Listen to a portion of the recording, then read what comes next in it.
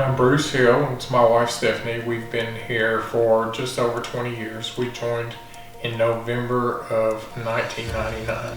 We moved here. We lived in Memphis most of our lives, and then we moved up here in August of 99. So we had just moved here, and we knew Donnie and Pam. That's the only two people we knew here at the church. I keep the books as the administrator, and Stephanie works with the children in preschool. I just discovered that the Lord made me to do preschool about 4 or 5 years ago, and it's just been such a joy in my life ever since. I love doing it, and it's been a great blessing in my life.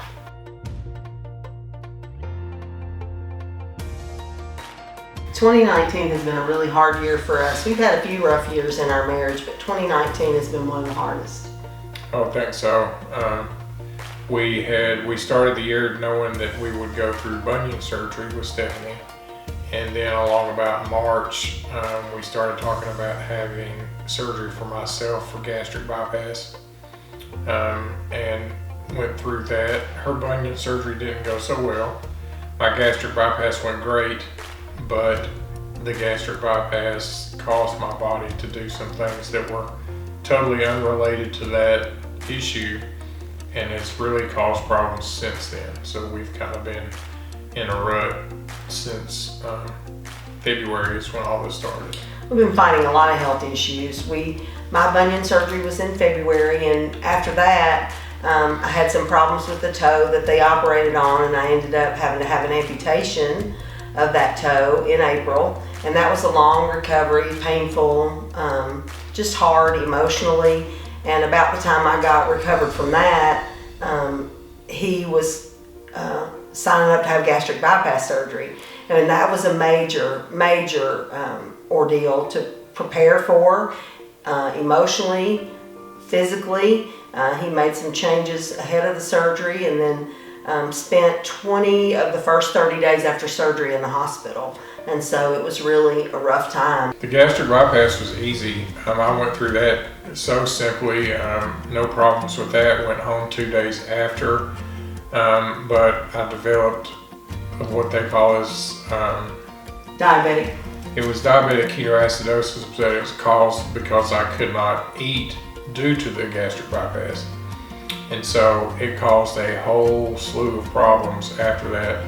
I had not only ketoacidosis, but I was in atrial fib, spent 5 days in the ICU, and then by the time it was all over, that first day after I went home was an 11-day hospital stay before I was able to go home again. And then this infected toe came along, and I've had to go back 2 subsequent times for that. One not so much because I needed to, but I just needed to see a doctor. And so they circumvented the system and made the doctor see me instead of waiting until the office.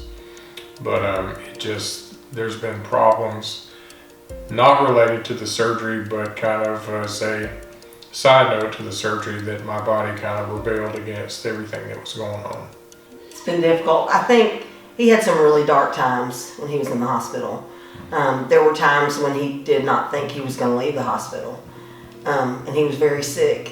And so now we're so grateful, that the Lord has brought us this far, and there's still a long way to go in the healing process with his toe, but the Lord is just bringing us step by step.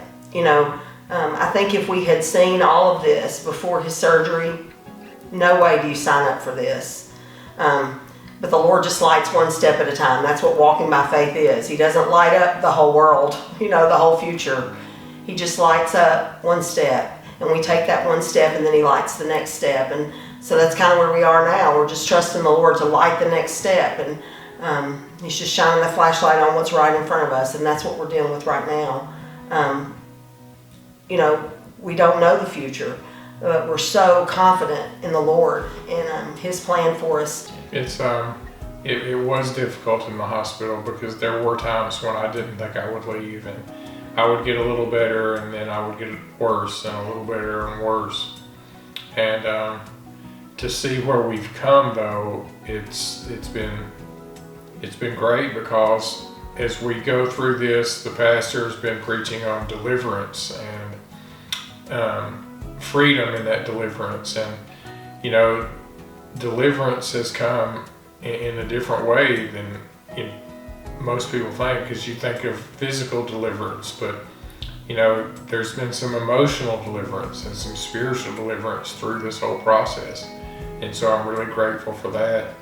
The physical is coming, it's just a whole lot slower, and we get impatient sometimes, and I want it to be done yesterday, but it doesn't always happen that way.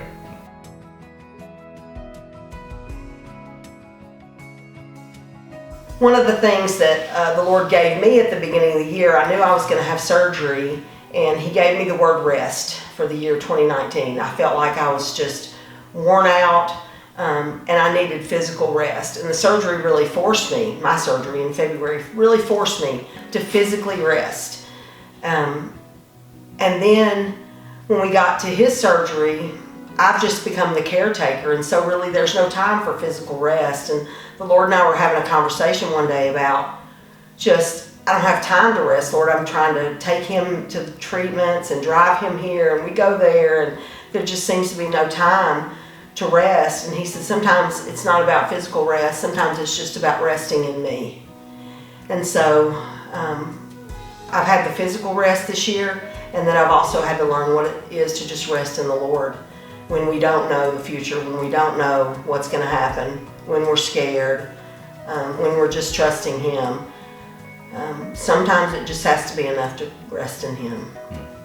I know she mentioned rest, and we talked about this too, not just rest in the Lord, but she did get a lot of physical rest, and that was a good thing, because now she gets no rest. So she got rest at the beginning of the year, and now it's getting better because I'm a little bit more independent now, but she still doesn't get much rest at all. So that's one thing that you don't ever know why things happen, but she got her physical rest, and now she's getting physical unrest for sure. We're busy. We're busy. We stay busy. It's a difficult schedule. I mean, we're up every morning at 5:30 or so doing medicine, and then we're off to the hospital 5 days a week, and so it wears us down by the end of the week. I'm worn out, and I know she is too. But we're okay. We're doing good. God's good. We were sharing around the table on Thanksgiving just about how good the Lord has been, and that it's hard to be grateful for suffering, but we're grateful for what's come out of the suffering. And that is growth. That's closeness between us. We've always had a great relationship, but just taking care of one another. I've always known that He's taking care of me. He's always been the caregiver, and I've always been the sick one, but we've seen those roles really reversed this year, where I've had to be the caregiver and He's had to be the sick one. And I think we both like the original roles, but the Lord has shown us what the other partner has been experiencing all these years, with Him as the caretaker and me as the sick one. We've now seen the reverse of that, and it's just been a blessing to experience and feel. I now know how difficult it's been for Him to watch over and care for me, and I think He now knows how it feels to be a sick one, and it's not easy in either spot, but God's good. I know that suffering is not fun while you're going through it, but it can turn into a blessing. You get strength from it, and you realize where your true strength comes from, and that's from God and from the Lord. And we've been a really good team this year, because the first part of the year she was down and couldn't do anything, and I was the taxi driver. And now it's completely reversed, and I am starting to drive some more, and the freedom comes back, but it's difficult that I want to do more and more because I feel good, but I can't. They still want me off my foot, so it's difficult now to be a patient and have to take that role and to be cared for. So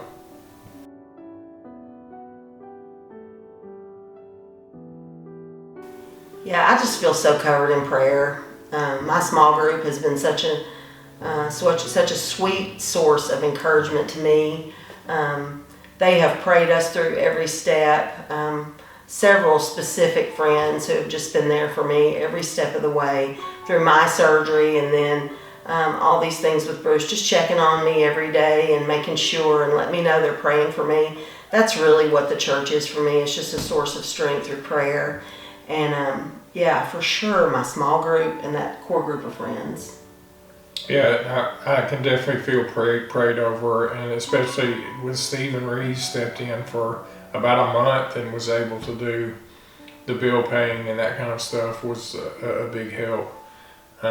So yeah, that's definitely a plus that he can step in and do that. But yeah, I mean, just the encouragement. We get letters and cards and phone calls sometimes, and it's a blessing to know that your church is looking in on you and building you up, standing beside you and sharing in your burden. They brought us food after my surgery. I mean, they've just been so good to us. The church is so good to us. Feel loved.